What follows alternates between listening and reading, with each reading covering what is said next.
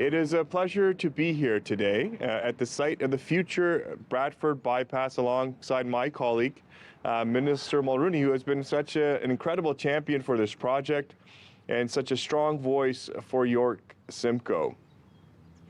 As many of you know, Ontario's population is expected to increase by more than 40% over the next quarter century.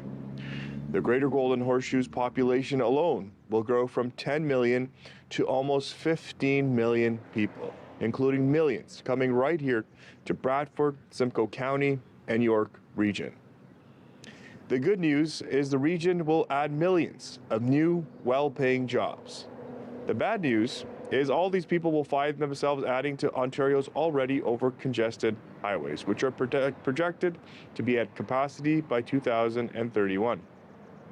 Our government has a plan to build a better Ontario for everyone.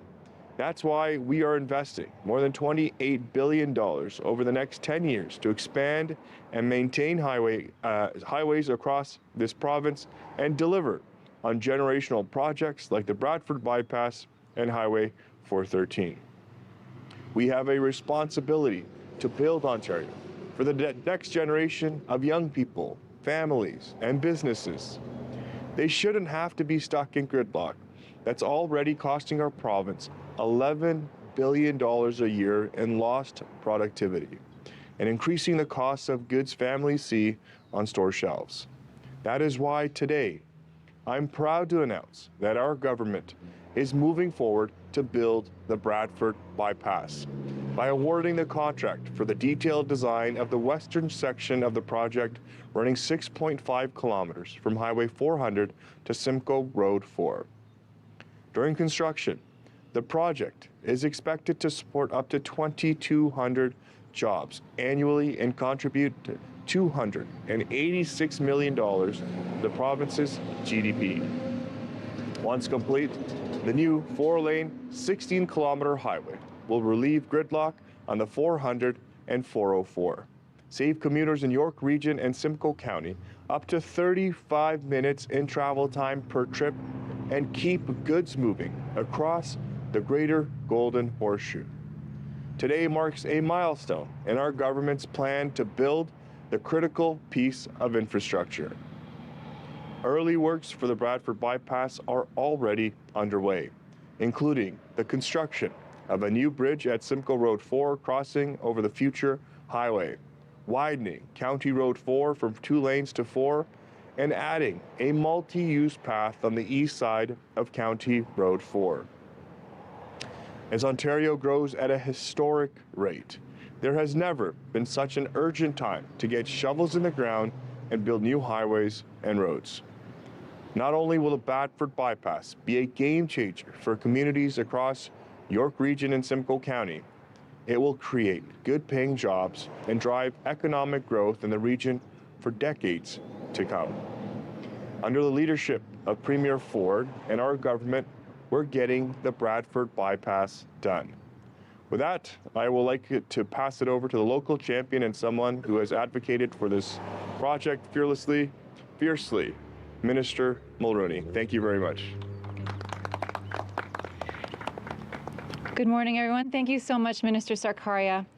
First of all, I'm so happy to welcome my colleague and my friend, the very hardworking Minister of Transportation, to my beautiful riding on this beautiful day for this important progress update on the Bradford Bypass.